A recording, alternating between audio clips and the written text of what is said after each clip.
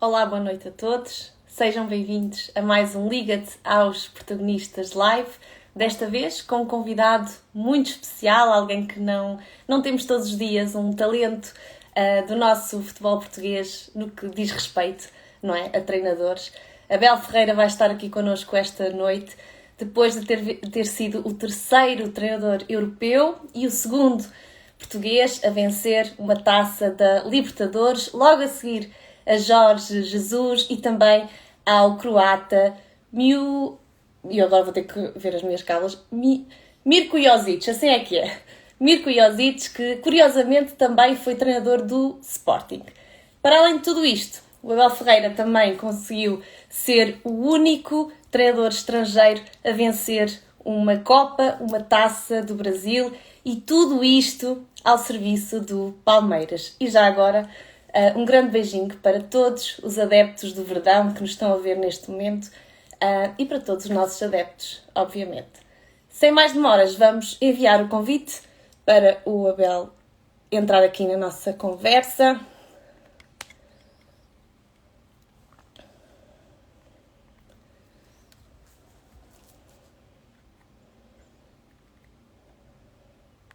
Já não tinha aqui aparecido.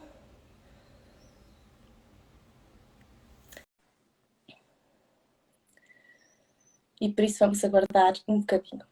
Quero também agradecer a todos os que enviaram perguntas para o Abel.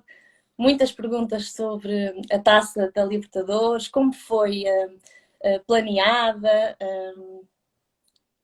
Vamos poder fazer essas perguntas todas ao Mr. Abel Ferreira. Ele também, curiosamente, se encontrou com Jorge Jesus na época 2003-2004 em Guimarães, no Vitória Sport Clube. Foi treinado por Jorge Jesus. E por isso certamente vamos ter aqui bons conteúdos para falar aqui com o Abel. Vou só tentar enviar de novo.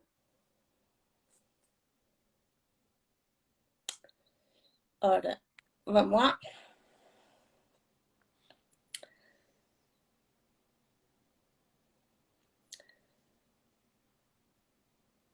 Para ver se ele aceita aqui o nosso convite.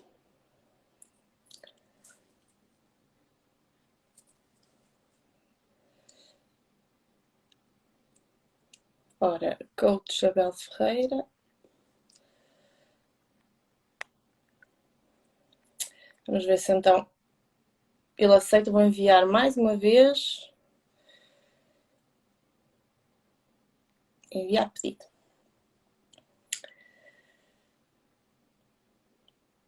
Muitas perguntas que vocês deixaram. Também adeptos do Braga. Sem dúvida foi um clube também onde Abel teve muito sucesso. Conseguiu duas grandes épocas lá como treinador, conseguiu bons registros. E não está a ser fácil o Mister entrar.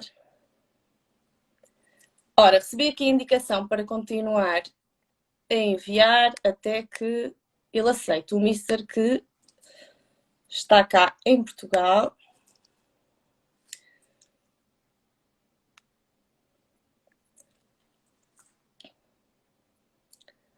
Umas merecidas férias, não é verdade? Cá está ele.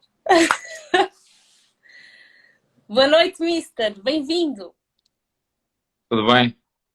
Tudo bem, eu acho que o som está ok, acho que todos conseguem ouvir, confirmem só aí, nota que está aqui a assistir. Mister, tudo bem? Cá É, estamos. eu estou Estas agora. novas tecnologias, não é? Isto não é nada fácil. A verdade é que eu e as tecnologias não temos aquela relação muito próxima. É só o QB. É mais fácil ser treinador, não é?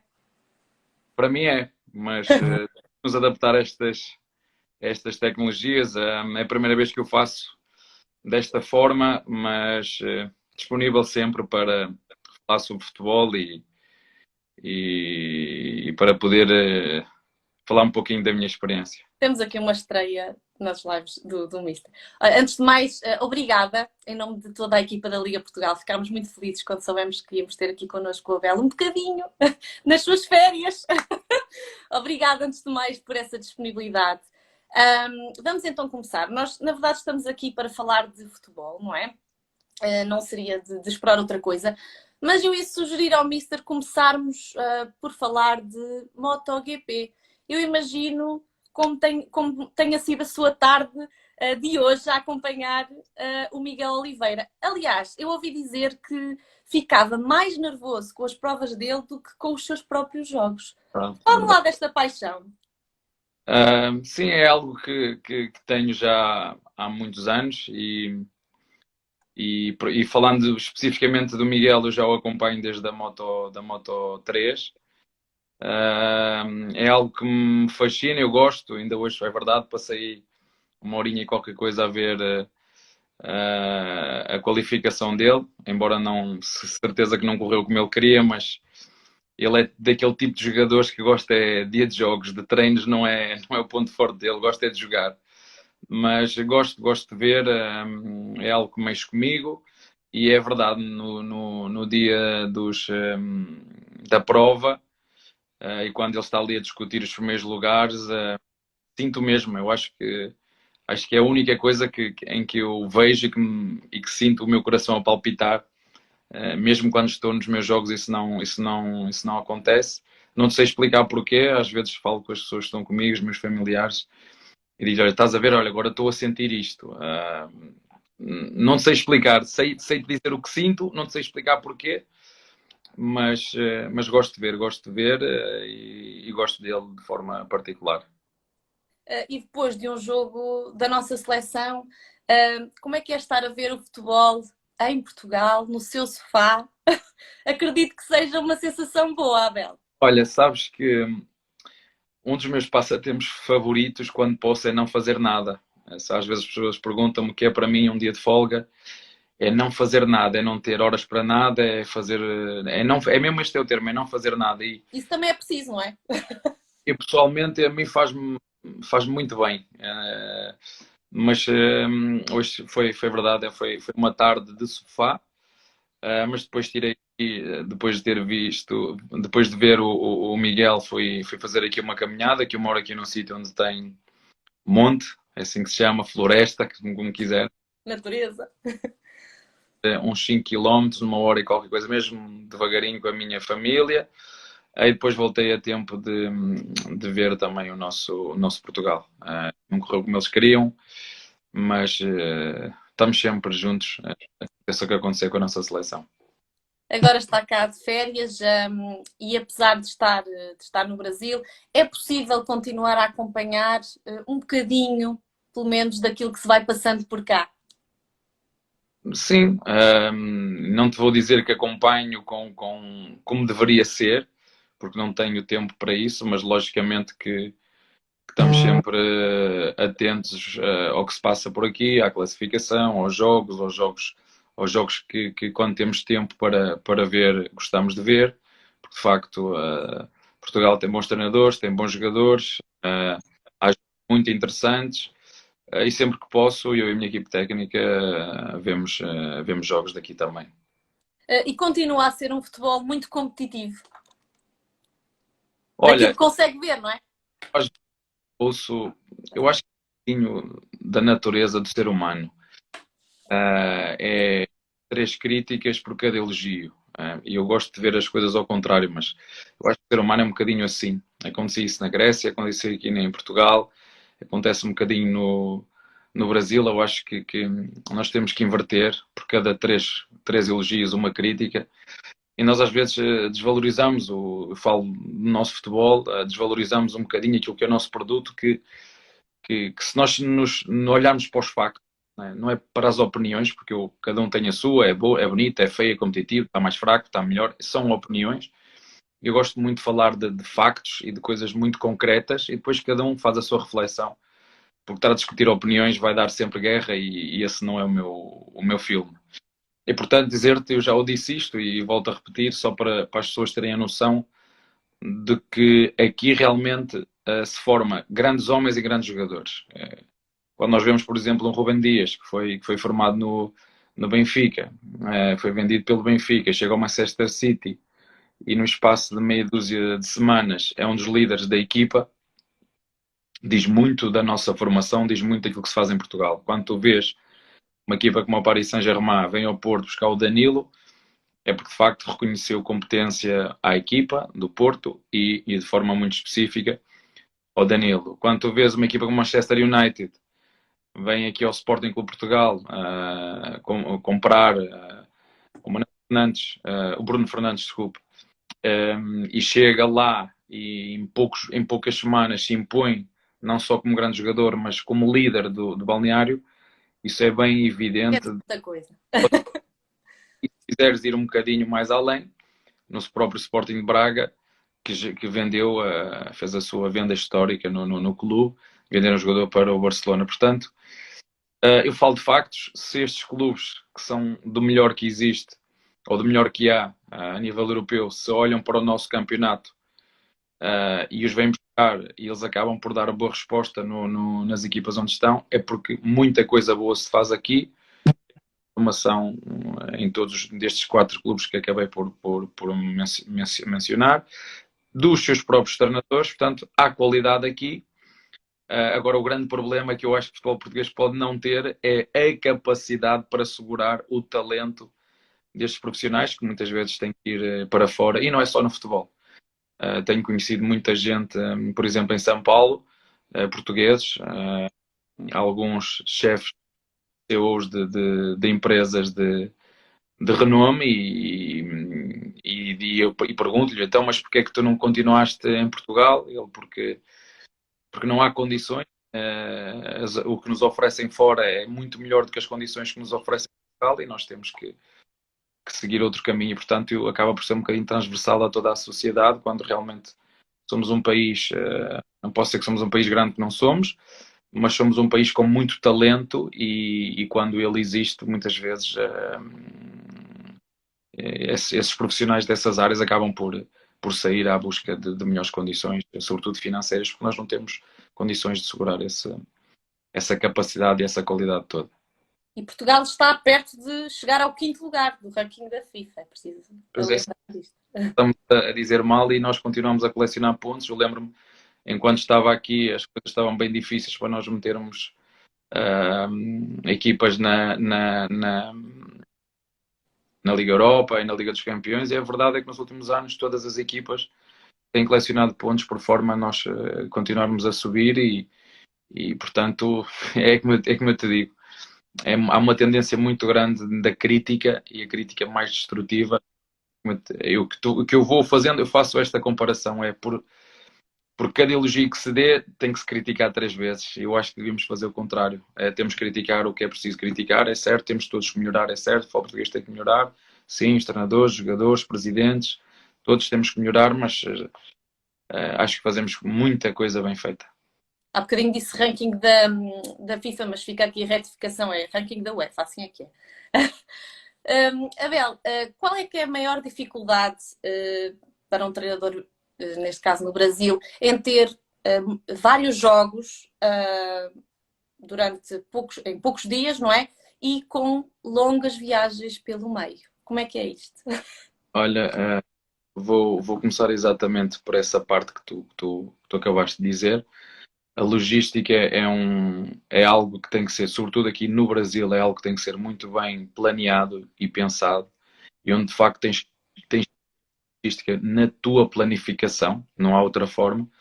Lembro-me na altura que quando aceitei o convite e mesmo antes de ter aceito o convite, procurei saber a atividade competitiva, como é que eram as viagens, tempos de viagens, procurar perceber com treinadores que já tinham estado também no Brasil, nomeadamente treinadores portugueses, que de forma simpática e atenciosa, como de certa forma nós portugueses e treinadores portugueses e portugueses que somos, temos, por norma recebemos bem e temos essa capacidade de partilha e de passar a informação de forma genuína e, portanto, quando me falaram, das primeiras coisas que me disseram foi exatamente isso.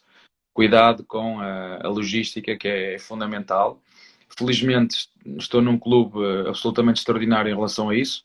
Nós, todos os jogos, sempre que sei que é fora, temos um charter que nos permite, de facto, encurtar muito daquilo que é o tempo de recuperação da equipa, não termos que andar nos aeroportos de um lado para o outro, ir à procura da porta, fazer check-in, fazer aquelas coisas todas dentro do aeroporto, e temos essa capacidade muitas vezes de entrar por trás, digamos assim, que nos permite poupança de tempo, e esse tempo vai nos ajudar muito naquilo que é a recuperação dos jogos para os outros. Mas a maior dificuldade foi exatamente essa, foi a densidade competitiva. Ouves muita gente aqui em Portugal e até na Europa falar um pouquinho daquilo que é a densidade competitiva, que as dificuldades que tem lá.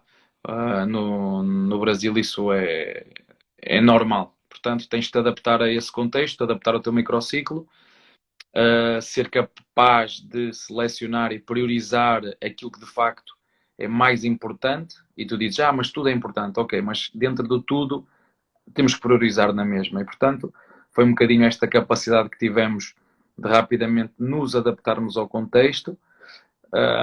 Mas foram estas dificuldades. Muitos jogos, logística e a nossa capacidade. Essas foram as duas maiores dificuldades, que acabou por ser um desafio para nós, por forma a rapidamente nos ajustarmos a esta realidade. E estávamos agora aqui, o Abel estava a falar dos microciclos, e em termos do próprio treino e da liderança, que adaptações é que sentiu que teve de fazer em relação ao contexto, àquilo que é o contexto brasileiro? Olha, nós vivemos num pré-jogo, pós-jogo, não é? Pré-jogo e um dia de recuperação, no segundo dia de recuperação já é pré-jogo. Portanto, basicamente é a recuperação, porque não tens muito tempo para treinar, e o tempo que temos para treinar, que é na véspera e no dia, porque eu também aproveito o dia também para treinar, na véspera e no dia, e mesmo na véspera o treino é feito em contexto de recuperação, é preparar muito aquilo que são as nossas dinâmicas do nosso jogo, e escolher nos jogos em que, ou nos adversários em que nos vão aparecendo pela frente, a rota de ataque que nós achamos que vai ser a mais favorável para nós atacarmos o nosso adversário, e perceber também quais são os pontos fortes que nós teremos que anular do nosso adversário. A verdade é que na nossa forma de defender, independentemente como o adversário ataque, nós defendemos sempre em função da bola. Portanto, em relação ao aspecto defensivo, só gosto que os meus jogadores saibam se vai ser uma equipa que joga mais vertical, mais direto, ou mais apoiado, ou se faz mais jogo interior ou exterior. Mas para nós é igual, porque nós defendemos em função da bola, e não há problema nenhum em relação a isso. Precisamos é ter os nossos comportamentos bem definidos, os nossos comportamentos bem direcionados, e ser consistentes nos nossos comportamentos. Naquilo que tem que ver com a estratégia ofensiva, vai muito dentro daquilo que te falei, é analisar também um pouquinho as forças e as fraquezas do nosso adversário, e falar com os jogadores e dizer-lhes é um jogo para, por exemplo, atacarmos mais pelos corredores, ou um jogo que fazemos mais jogo interior, ou um jogo que temos que atacar mais a profundidade. É muito por aqui, mas não temos muito, como te digo, em termos de repetição no treino, não o fazemos muito, porque estamos ainda na véspera de jogo, em contexto de recuperação. Como te disse, 2 dias para preparar sempre o próximo jogo. Primeiro dia é recuperação total, segundo dia e pré-jogo ainda estão em contexto de recuperação, e depois no próprio dia de jogo, sempre que possível, nós procuramos fazer as bolas paradas defensivas e ofensivas. É o que nós fazemos. Tem sido este sempre o nosso microciclo: jogo, recuperação, pré-jogo, o treino sempre muito específico e direcionado para a tática específica do jogo, e no próprio dia de jogo trabalhamos bolas paradas. É este o nosso microciclo, porque foi sempre assim desde que nós chegamos. Uma pergunta que foi muito pedida foi como é que foi todo o processo de preparação da taça, da final da Libertadores, incluindo também aquela palestra antes do grande jogo. Da Copa ou da Libertadores? Da final da Libertadores, sim. Olha, o discurso vai muito daquilo que eu sinto no momento. Eu não te vou dizer que que preparo muito, não te vou dizer, eu te vou preparar o discurso, não, tenho 2, 3 gatilhos, 2, 3 frases que depois é o que sair. Acima de tudo, eu acho que há uma preparação contínua, seja a falar aqui contigo, ou alguma coisa que fique eu aponto e que fica aqui guardado, ou em alguma coisa que eu leio num texto que me passou aqui, ou em alguma série, ou em algum filme. Eu estou sempre a apanhar isto, uma conversa que tive, posso dizer, ainda há pouco tempo, quando estava agora com o Presidente da República, a falar com ele, houve ali 2 coisas que eu agarrei e disse, boa. E depois eu sei que isso em determinados momentos me serve e me sai de forma natural. Portanto, isto é uma preparação. Depois o que sai lá, eu acredito muito naquilo que vai ser na altura, porque é genuíno. Eu gosto mesmo de falar aquilo que sinto na hora. E isto foi do discurso. E a outra que tu me disseste, a preparação. Como é que foi todo o processo, Claro no fundo? então, não foi como eu gostava, porquê? Porque nós estamos sempre em contexto de competição. Por exemplo, posso dizer que uma boa parte dos jogadores que ficou no banco e alguns deles que jogaram, 2 dias antes fizemos uma viagem de 4 horas, vamos jogar ao Ceará. E não devíamos na teoria ter essa viagem, mas não havia como fazê-la. Posso dizer que dividi aí o grupo, os 11 que iam jogar não viajaram, mas os outros tiveram que viajar e ir fazer esse jogo. Nós aí preparámos de facto os 11 que iam jogar num microciclo semanal normal, como se faz aqui, por exemplo, de domingo a domingo, onde nós durante a semana demos um dia de folga, no segundo dia treinámos aquilo que são os princípios básicos da equipa, no terceiro preparámos a dinâmica defensiva, no quarto dia preparámos aquilo que era a dinâmica ofensiva da equipa, preparámos penaltis, preparámos possíveis substituições e paradas. Quando tu tens o microciclo uma semana maior, e nós conseguimos fazer isso com esses 11 jogadores. Os outros tiveram que ir jogar, não havia outra forma, mas acho que de modo geral foi pensado com muito tempo, né, e não havia outra forma de nós prepararmos esta fosse desta maneira. E o que é que lhe passou pela cabeça no momento em que viu que o Palmeiras conseguiu marcar praticamente, não é? No último lance do jogo. Foi extraordinário, Bel. Sabes, nós às vezes treinadores, e eu falo por mim, eu sempre achei que ia conseguir controlar o jogo, então quando comecei a treinar eu achava que ia reduzir ao máximo a aleatoriedade do jogo, o que é impossível. E quanto mais anos tenho, mais certeza tenho daquilo que estou a dizer, mas volto a referir, é a minha opinião. Aceito quem tenha uma opinião diferente. E a verdade é que eu posso dizer, o futebol tem destas coisas, quer dizer, na hora em que é o cruzamento, quem cruza é o Rony, que era o extremo esquerdo, que estava no lado direito, e nós, quando isso acontece, o extremo do lado contrário é quase como se fosse um segundo avançado, tem que estar na área, e o que devia estar a cruzar estava no lado esquerdo, entrar na área como segundo avançado a fazer golo. Foi um cruzamento brilhante, um cabeceamento notável, preciso, certeiro. Epá, minuto certo, isto não há, se me perguntas a mim quaisquer, Mister, escolha lá um minuto para fazer um golo para ganhar um jogo. Não há melhor minuto, por tudo. Os golos que se fazem nos últimos minutos dão-te confiança, dão-te motivação, que tu acreditas que é sempre possível em qualquer jogo, que o jogo vai até ao fim e que podes fazer um golo mesmo no último minuto. E depois não dás quase tempo nenhum ao adversário de reagir, foi o que aconteceu, não é? Sofrer um golo naquela altura, eu posso te dizer e posso partilhar isto, que depois de passar rapidamente aquela emoção de levantar o título, ir lá dentro, voltar para receber o troféu, naquele espaço estávamos ali à espera para ir receber as medalhas e levantar o troféu. Eu fui cumprimentar o treinador do adversário e os jogadores, e depois de os cumprimentar e pensar ali, imagina que era eu e os meus jogadores do outro lado, né? Que é duro, é forte, é intenso seguramente, e a verdade é que eles fizeram tanto como nós para ganhar este jogo, mas estava escrito que tinha que ser para nós, por tudo o que fizemos, por aquilo que passamos, por aquilo que sofremos, mas para um ganhar outro tem que perder, mas é duro porque eu tive essa capacidade de tentar perceber que estava do outro lado e não é fácil, felizmente.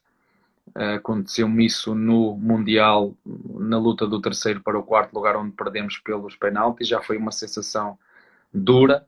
Agora, perder uma Libertadores ou uma Champions League no último segundo, de certeza que é algo que marca, sem dúvida nenhuma. Mas pelo lado oposto, olha, é extraordinário. É tu veres que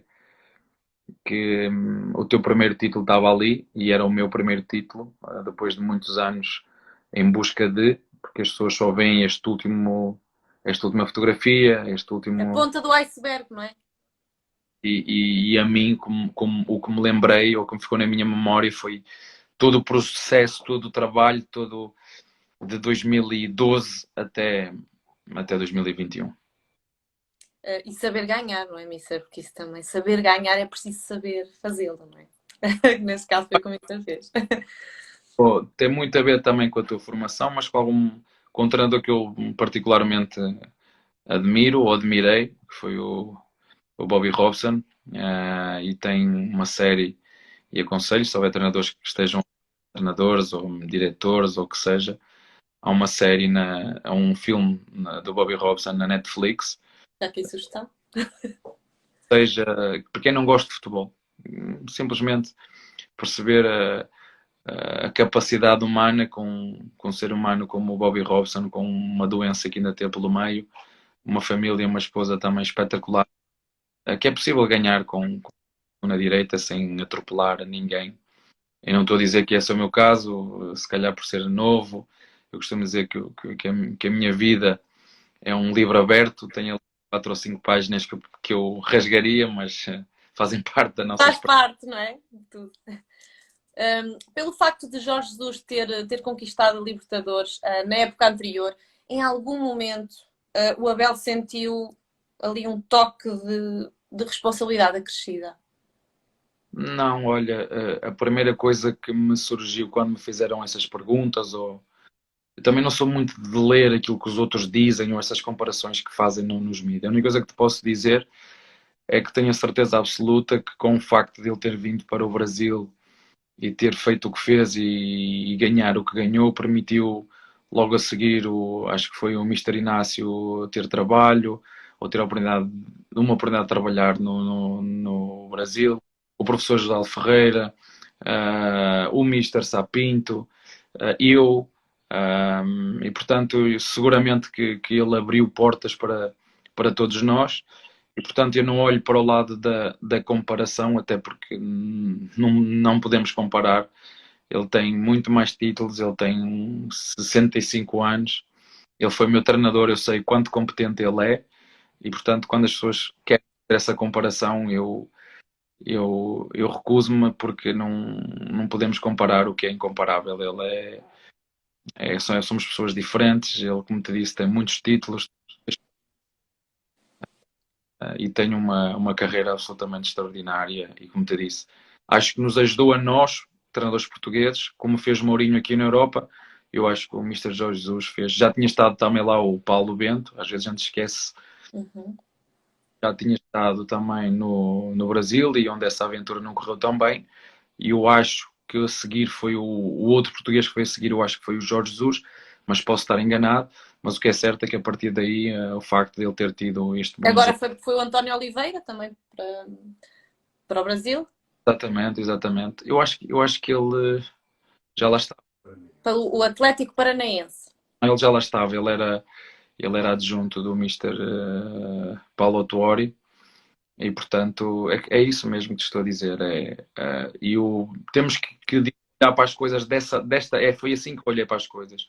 Foi alguém que foi e que abriu portas para outros treinadores portugueses. E como te comparo, o que o José Mourinho fez na Europa, o Mister Jesus fez para todos os treinadores portugueses na América.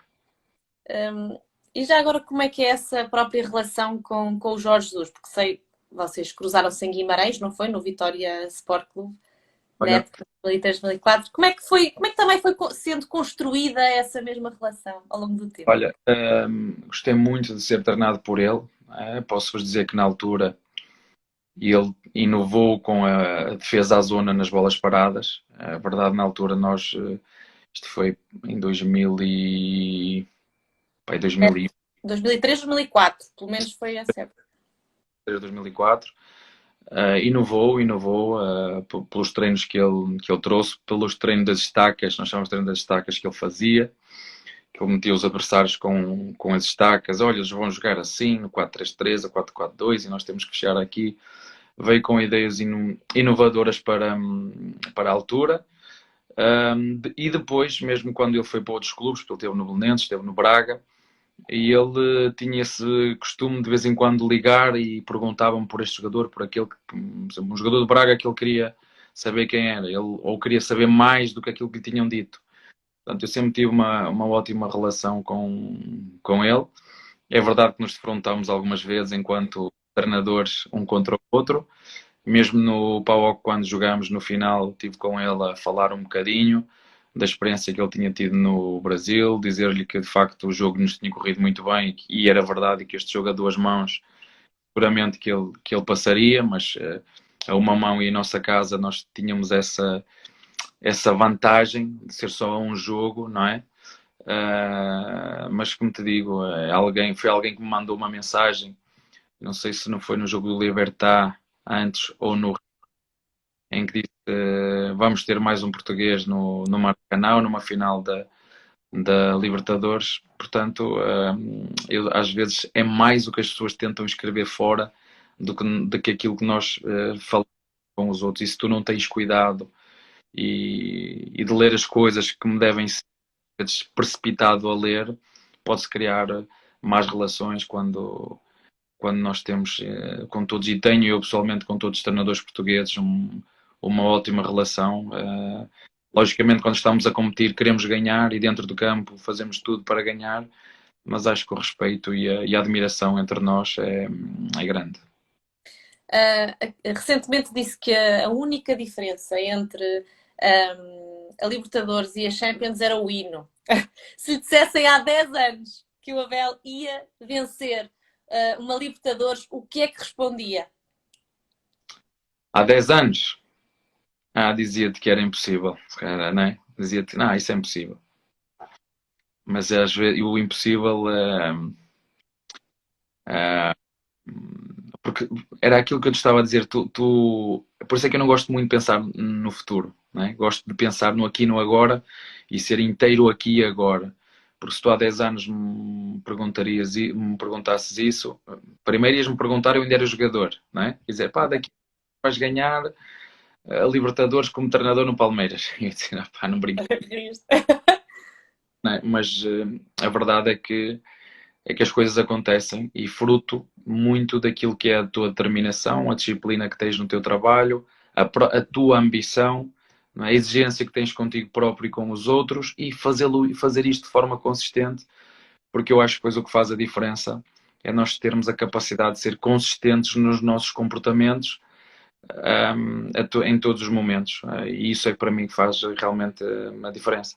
Agora, quando falas no hino, mais do que o hino, a diferença de uma Libertadores para o hino é esta. Enquanto a Liga dos Campeões, desculpa, a Liga dos Campeões tens o hino que é extraordinário e eu tive a oportunidade de disputar duas eliminatórias para poder entrar como treinador na fase de grupos na Liga dos Campeões e não consegui. Filo também como jogador e é uma emoção e um arrepio tremendo que tu sentes, mas a Libertadores tem um slogan absolutamente brutal, que é quando tu paras para pensar e ler e o significado daquela frase bate mesmo fundo, que é em busca da glória eterna. Quando tu pensas e lês isto com cuidado e tentas tirar o significado que quer dizer esta frase, em busca da glória eterna, acho que quando tu traduzes isto, acho que tem um significado também muito poderoso e, portanto, se de um lado tens uma frase poderosa, do outro tens a música da Liga dos Campeões, também é algo impactante. Abel, tive agora aqui a indicação que estava Marcos Reis aqui a assistir à nossa live, um antigo jogador do Palmeiras, que é histórico, guarda-redes, que é histórico do clube. Não sei se já agora, se quiser deixar alguma mensagem. Não, sei, pela história, eh, porque ele tem lá muitas fotos lá dentro. Eu acho que ele deixou um legado enorme no clube e acho que ele tem agora um substituto à altura, né, o Everton, que ele está a seguir também os mesmos passos, os mesmos enquanto grande homem, grande guarda-redes e grande líder. Foi assim que me falaram do Marcos, é assim que é o nosso guarda-redes e capitães, o Everton, e portanto é um nosso torcedor ferrenho, como qualquer, né? Como todos, não é?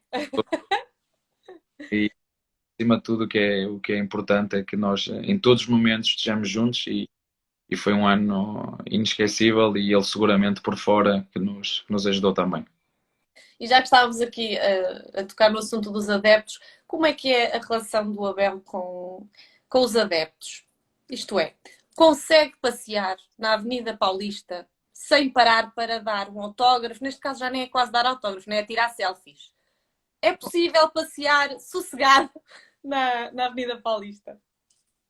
Um, eu não faço isso, as pessoas soubessem a minha vida fora do futebol, se calhar dizer, pá, é tão chata a vida dele, tão calma, tão tranquila, tão sem fazer nada, porque é mesmo isto que eu gosto. Se me perguntas, eu gosto de fazer aquilo que estou a fazer agora aqui. É não fazer nada,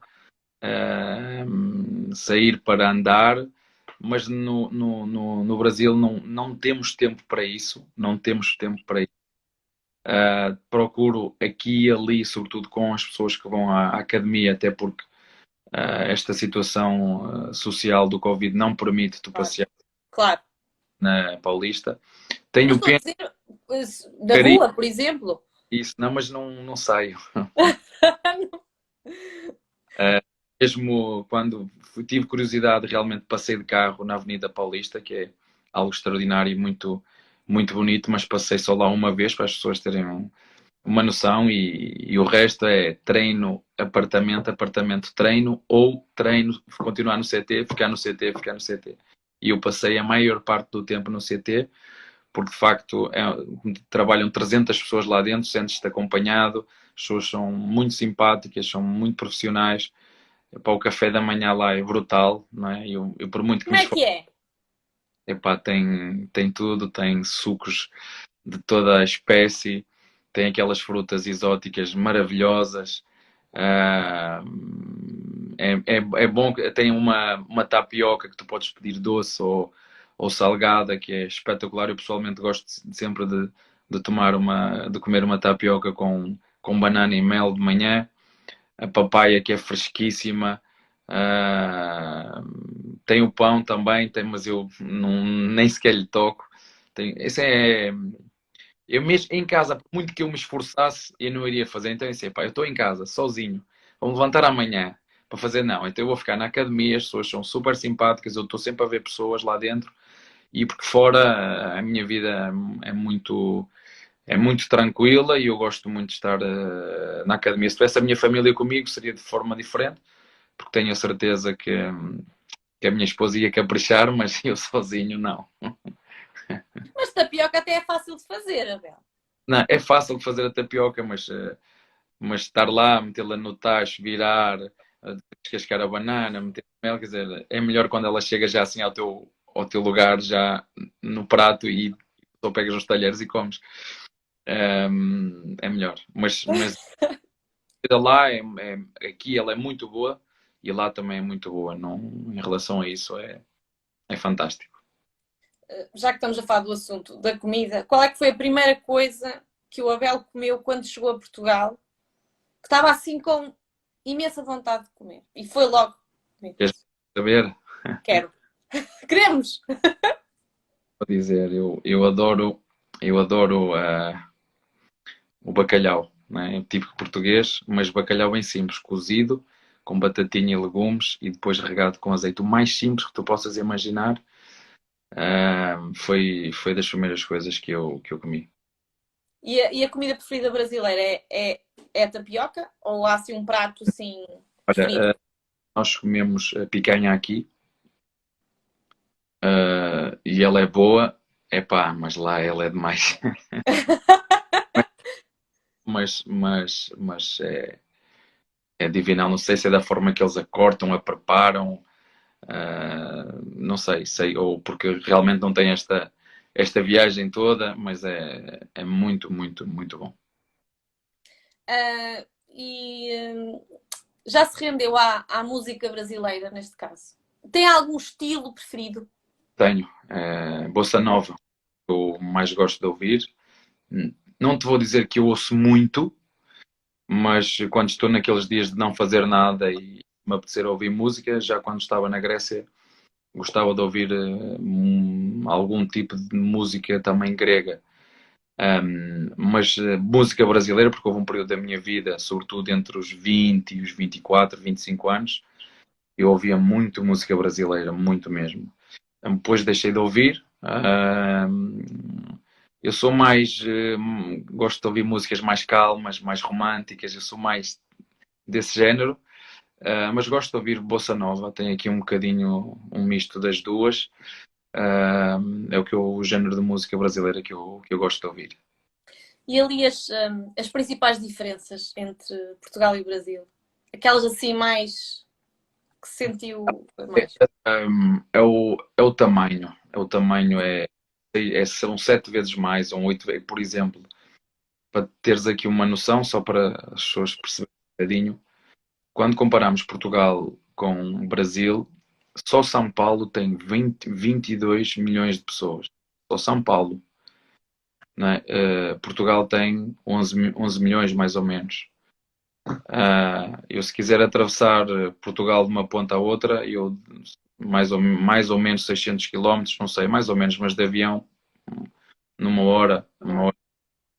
Eu estou a meio do país, não é? Estou a meio, e para chegar ao norte, estou a meio, imagina que eu estou em Lisboa, para chegar ao Porto, isto para vocês perceberem, eu estou em São Paulo, para chegar ao Ceará, 3 horas e meia, 4. 3 horas e meia, 4, chego daqui à Grécia, com jeitinho, ainda chego ali à Turquia, não é? Daqui à Turquia, eu ia jogar ao Ceará, é quase como sair aqui do Porto e jogar à Turquia, não é?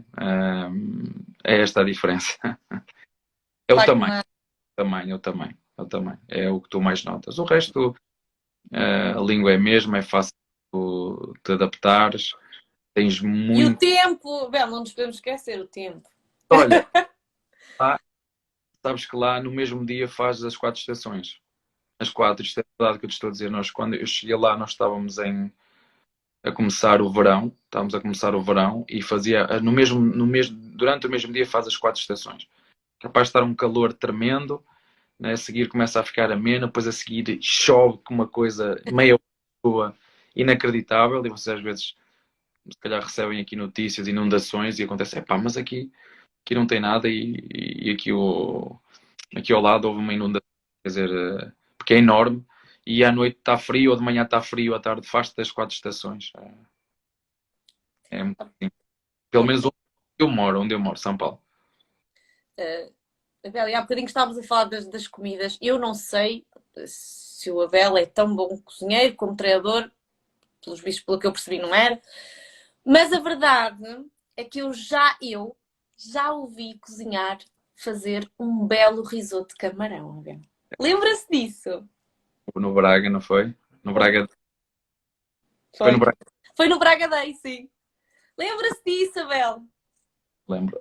Olha, é assim, eu não sou o mestre da culinária, não é? Não posso dizer que tive na altura 5, 6 meses atrás, quando começou aqui o confinamento na Europa, na Grécia aconteceu o mesmo. E eu tive que ficar um mês, porque estava na altura sozinho no meu apartamento em Salónica, e tive um mês e eu tive que fazer, e portanto, para a modéstia à parte, acho que até estou bem gordinho, não é? E lá também me safei, portanto, não sou mestre, mas deu para não passar fome. E já que estávamos a falar do Braga, falar um bocadinho sobre a história e o sucesso que o Abel teve no Braga.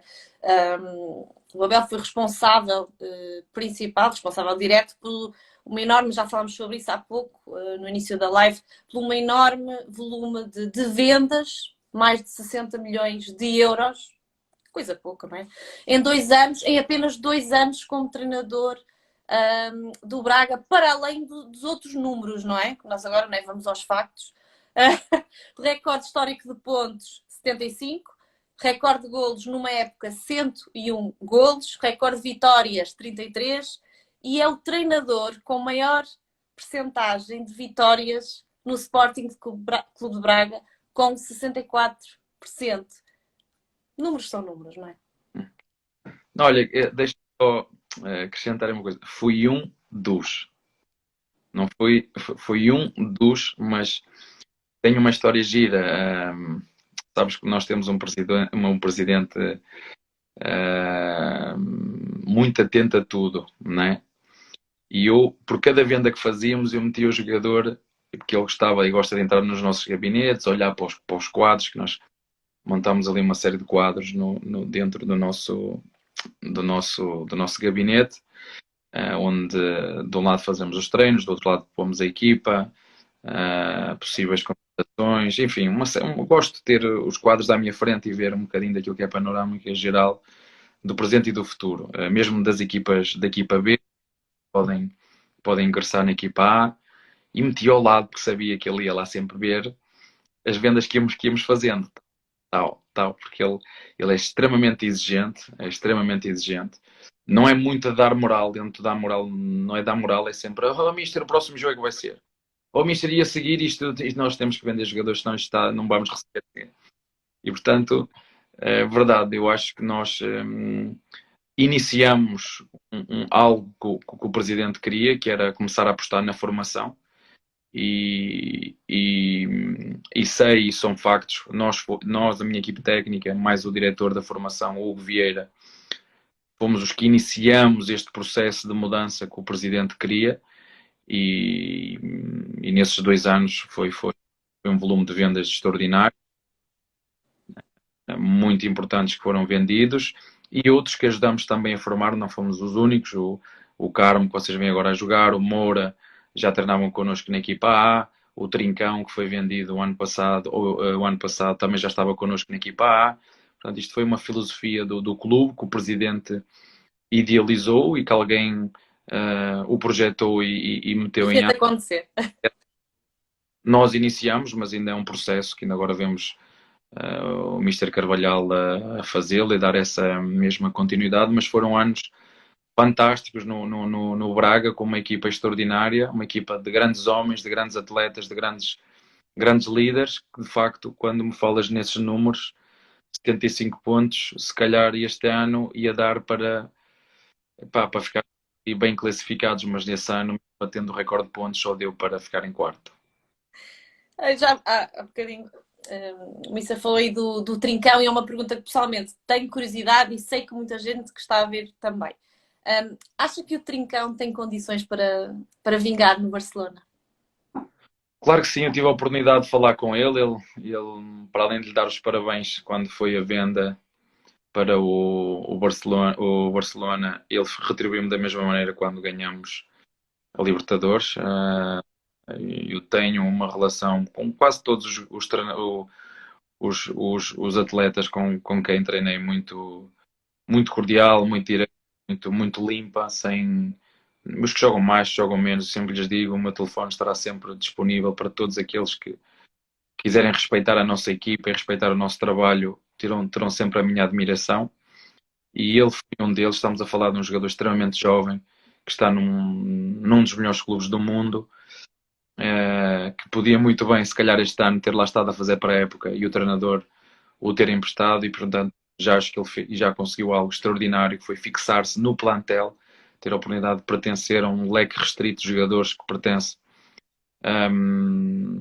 ao Barcelona, e estamos a falar de uma equipa que está num processo de reformulação do seu plantel, porque foi uma equipa que viveu uma década com um plantel de jogadores extraordinários, mas como em tudo na vida há um princípio e um fim, e esse fim começou-se a fazer há 2 anos e o clube teve que realmente fazer uma reforma, e quando este tipo de reformas, sobretudo no futebol, às vezes leva tempo para fazer essa reformulação, e portanto não tenho dúvidas nenhumas que é uma questão de tempo até ele se impor, mas como te digo, eu acho que ele já fez um feito extraordinário, foi fixar-se na equipa principal, e tem jogado umas vezes a titular, outras vezes a entrar, porventura entra mais vezes com aquilo que tem jogado a titular, mas é algo normal de um jogador que vem de uma equipa como o Braga para o Barcelona e está lá, e este é o seu primeiro ano, e só tem que continuar a trabalhar, porque como te disse há pouquinho, o segredo não é quando as coisas não estão como tu queres, o segredo é tu seres persistente, determinado e consistente no teu trabalho, porque só assim consegues cimentar o teu valor e as tuas capacidades, seja na tua vida, seja na tua profissão, seja onde for. Mister, tenho só aqui umas perguntinhas que alguns adeptos deixaram, ver se conseguimos responder. Conselhos para os jogadores ou também para os treinadores mais novos que estão agora a aprender. Olha, eu vou falar aqui de um que para mim é determinante, é o respeito. Respeito, disciplina, ambição, trabalho, exigência e consistência. Né? Para mim, isto, e volto a repetir, respeito, disciplina, ambição, trabalho e consistência. Posso voltar? Respeito, disciplina, ambição, trabalho, exigência e consistência. São palavras que me acompanham desde há muitos anos, e não há outra forma. Perceber que não há lugar para todos, perceber que há uma coisa que é determinante para mim, é tu saberes aquilo que queres, saberes onde é que estás, saberes onde é que queres chegar e perceberes que há um caminho a percorrer que te vai, e durante esse caminho te vai aparecer muitos obstáculos, te vão deitar abaixo. Eu fui mandado embora do Sporting, eu bati recordes de pontos, é verdade, no Braga, e acho que de golos também, e não ganhamos nada. Fizemos, verdade, vendas, não só no Braga, num ano que realmente vendemos jogadores, ou o presidente vendeu jogadores. Nós fizemos a mesma coisa no PAOK, apostando também em miúdos da formação, e também não tinha ganho títulos. Eu acho que acima de tudo é isto que nós temos de ter na nossa cabeça. É onde é que está, onde ver que há uma cruzada que temos que fazer, e nessa cruzada muita tempestade irá passar à nossa frente. E não é só no futebol, é na nossa vida. Coisas que nos vão acontecendo na nossa vida que nos metem à prova a nossa força, a nossa resiliência. E eu só conheço um caminho. Se conhecer o outro, digam-me. Eu só conheço um caminho. É levantar-me com as forças que tenho e seguir em frente. Não há. E eu não conheço outro. Há bocadinho falou do Sporting, que foi também um clube no qual o Abel potenciou jogadores, foi campeão nacional de júniores também. Que importância aqui é que o Sporting teve na sua carreira? Também é uma das perguntas. Eu já disse isso várias vezes, inclusive num jogo que fizemos em Alvalade. Eu fui substituir o Mr. Zé Peseiro no Braga. Fomos fazer um jogo, curiosamente, contra o Mr. Jorge Jesus, que na altura era o treinador do Sporting, de Portugal, da Sporting Clube Portugal, e no final fizeram-me essa pergunta. Eu vou falar outra vez de factos. Eu fui no Sporting onde eu ganhei os meus primeiros títulos como jogador, com o Mr. Paulo Bento. Foi quando eu estava no Sporting que me casei, foi quando eu estava no Sporting que as minhas filhas nasceram, duas. Eu formei-me como treinador no Sporting, não é? Foi lá que ganhei o meu primeiro título também como treinador. Agora, por todos os clubes que eu passei, enquanto treinador e enquanto jogador, no Penafiel, no Vitória de Guimarães, no Sporting Clube Braga, no Sporting Clube Portugal, como jogador e como treinador, eu deixei uma parte de mim lá e trouxe outra desses clubes. E é impossível eu não olhar para estes clubes, porque estou fora, e não sentir um carinho por por estes clubes por onde passei. Eu acho que isto acaba por ser transversal a todos os jogadores, a todos os treinadores que treinaram neste e naquele e no outro clube. É impossível que tu depois de saíres, como digo, não deixes um bocadinho de ti e que não leves um bocadinho desses mesmos clubes. Não é só do Sporting, mas do Sporting tem esta particularidade que agora acabei de mencionar, que foi onde eu ganhei os meus primeiros títulos. E isso é público, não é mentira nenhuma, são factos. Se tivesse que escolher uma característica que o fez chegar onde está hoje, qual seria? Determinação. Abel, também pediram para lhe perguntar em que momento é que percebeu que eu quero ser treinador? Qual é que foi esse momento? Houve esse momento? 27 anos, houve 27 anos, estava eu a fazer a passagem do Braga para. Eu posso dizer isto, houve uma altura que eu disse, não, para ser treinador, não, isto é muito duro aturar os jogadores, para os jogadores estão sempre insatisfeitos, se correm é porque correm, se é com bola é só com bola, se ganham, pá, somos os maiores, se perdemos é o treinador, isto deve ser uma coisa que eu não quero.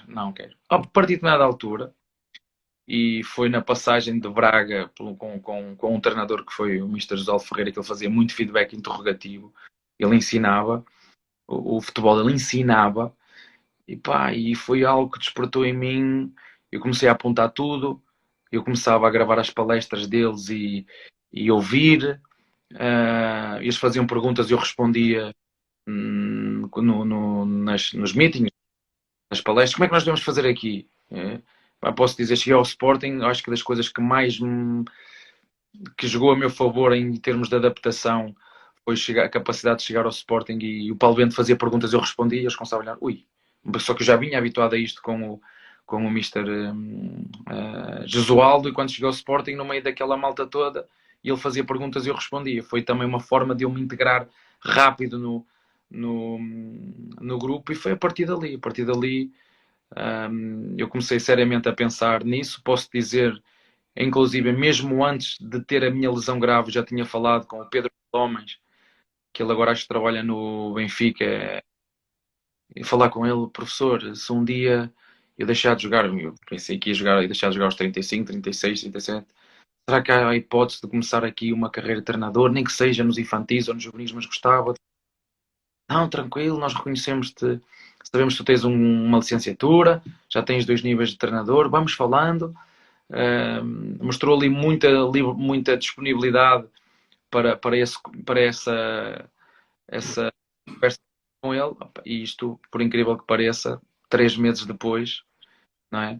Dessa conversa que tive com ele, eu tenho uma lesão grave, procuro recuperar da minha lesão. Não Sim, é diretor do Benfica Campos. Pronto, é isso mesmo. Mas tinha tido essa conversa com ele. 3 meses depois tenho esta lesão. Estou 6 meses a tentar recuperar, não consigo. E é quando o Mister, depois eu fiquei com o Mister Ricardo Sapinto como adjunto, quando o Mister Ricardo Sapinto e o diretor desportivo Carlos Freitas, mais o Sr. Luís Duque, falaram comigo para iniciar uma carreira de treinador no Sporting Clube Portugal.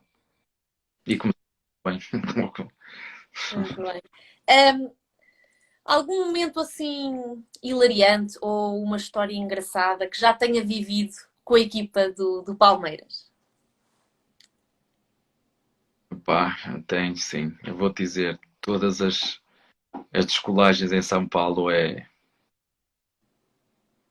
tem muitas nuvens, ok? Tem muitas nuvens e o avião é uma coisa inacreditável. Cada vez porque em São Paulo faz muitas nuvens. Ali no início da tarde, não perguntes porquê, mas aquilo começa tudo a ficar, imagina, de manhã está um sol brilhante, um céu limpo, claro, a meio da tarde aquilo começa, e normalmente é a meio da tarde que nós fazemos as viagens.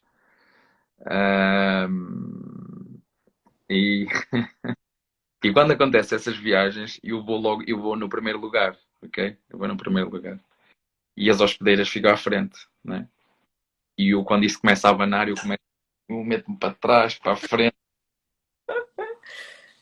começa-se a rir, né? Começa-se a rir, a dizer, pá, este gajo, treinador de Palmeiras, está com medo. E eu no final dizia, ei, não é para dizer a ninguém. Não tenho medo de nada. Mas pronto, essa pode ser uma das histórias engraçadas porque abana lá mais do que aqui, não é? Como faz essa condensação, ficam ali as nuvens, tu usas o avião a passar no meio dessas nuvens mais. É pior, por exemplo, na Madeira? Ainda consegue ser pior? Madeira é brinquedo. Esqueça isso, não tem nada a ver. Não tem nada. Um, É pá, isto abana, mas até agora ainda não caiu, mas não cai. não caiu. Não cai. E eles ainda aceleram o avião e dizem, pá, temos que passar isto rápido. Não, mas não tem nada. Madeira, não. Madeira à beira daquilo é pão com manteiga. Depois tenho aqui, por último, Abel, tenho aqui um adepto que disse: não tenho uma pergunta, mas tenho uma felicitação, que continua a ser sempre humilde, como até aqui. É bom ouvir elogios, Abel. Olha, eu uso muito uma frase que é o que me trouxe até aqui, ou o que nos trouxe até aqui. E eu já digo isto quando estava no Sporting Clube Braga, já dava para ouvir, já enquanto treinador já tinha, era mais fácil tu ouvires eu dizer isto. Portanto, não é de agora, já é algo que me acompanha também há muito tempo e gosto muito dessa frase, o que nos trouxe até aqui. Às vezes, porque na nossa vida às vezes temos dúvidas e é preciso, o que nos trouxe até aqui. E isto ajuda-nos a alinhar e a seguir o nosso caminho. Mas isso tem muito a ver com a educação que foi dos meus pais, com a formação de base. Eu costumo dizer que os pilares de uma casa é a primeira coisa que se faz, independentemente depois do que tu lhe metas dentro, não é? Um quadro do Van Gogh ou um quadro do IKEA, não é? Mas o que faz realmente a diferença são os pilares. É isso que vai segurar a casa durante muitos anos, independentemente do que tu metas lá dentro, um plasma grande, um plasma pequeno, um sofá, seja de que marca for, mas o que realmente, isso é assim que eu penso, o que faz a diferença e eu procuro também passar aos meus filhos ou às minhas filhas, é exatamente isso, são estes valores, são estas raízes, são estes pilares que te vão segurar não só na tua vida profissional, mas como também na tua vida particular.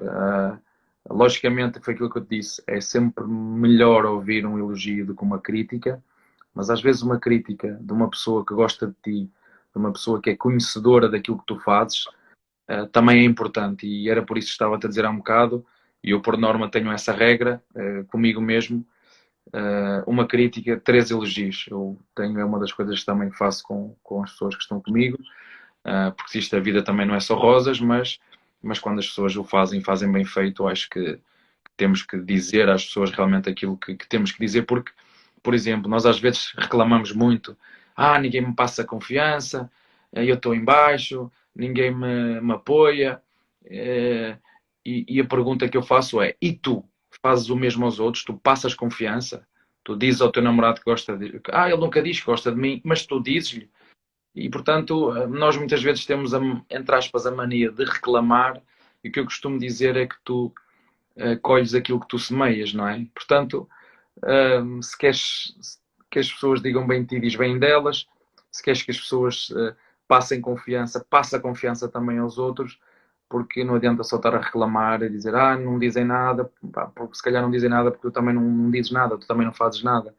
E, portanto, é importante ter esta capacidade de perceber que é preciso passar mensagens aos outros, é preciso dar confiança aos outros, porque também sabe bem quando um jogador te abraça e te diz professor, você é um treinador né? Você é um treinador, né? E portanto, era aquilo que eu estava a dizer, 1 para 3, uma crítica, 3 elogios. Acho que se todos nós invertêssemos, enquanto jornalista, enquanto treinador, enquanto pai, enquanto homem, enquanto marido, enquanto seja o que for, se invertêssemos de 1 para 3, acho que seríamos mais felizes. Às vezes temos que respirar fundo, ouvir estes ensinamentos do professor, não é? Abel, 10 não, já são 11 Abel, quilómetros. eu agora ouvi, eu agora não consegui perceber. Não há problema, não há problema. Abel, quero deixar aqui uma mensagem em nome de toda a equipa da Liga Portugal. Foi de facto um gosto enorme poder estarmos à conversa com aquele que para nós é um dos enormes talentos do futebol português. Alguém que, acima de tudo, por quem acima de tudo temos respeito. Nós também falámos sobre isso nesta live. Desejamos-lhe, Abel, as maiores felicidades. Esperamos estar consigo pessoalmente, depois quando voltar cá. E eu uso muito, eu já estou a ver aqui que há muita gente do Brasil a acompanhar-nos, estão a ver que eles são Um malucos. beijinho para o Brasil. E eu costumo dizer que todos somos um, e digo isto, não sei da nossa equipa, mas se as pessoas têm dúvidas de que, de facto, nos momentos que nós vivemos hoje, com este Covid, não pensarmos desta maneira que todos somos um e que eu sou responsável por ti e tu és responsável por mim, se não pensarmos desta maneira vai ser muito mais difícil nós ultrapassarmos esta questão social que está complicada de passar e de forma muito especial no Brasil. E para aqueles que me estão a ouvir, tomem cuidado não só com vocês, mas com os outros e lembrem-se que só há uma forma de nós conseguirmos ultrapassar isto. É se todos pensarmos, de facto, todos somos um. Não há outra forma de nós conseguirmos eliminar este adversário a não ser pensar desta maneira. E também agradecer a Abel por ter sido e por ser assim, tão genuíno, uma pessoa tão íntegra, e realmente o nosso futebol português precisa de mais pessoas assim. Mas também as páginas, como te disse, tem algumas páginas, não é? Tem algumas páginas que eu rasgaria. E agora, Abel? Vamos embora, não é? Rasgaria do meu. Acho que fazem parte do nosso crescimento, da nossa experiência e que nos dão lições que nos ajudam a ser melhores pessoas e melhores treinadores. E obrigado pelo convite.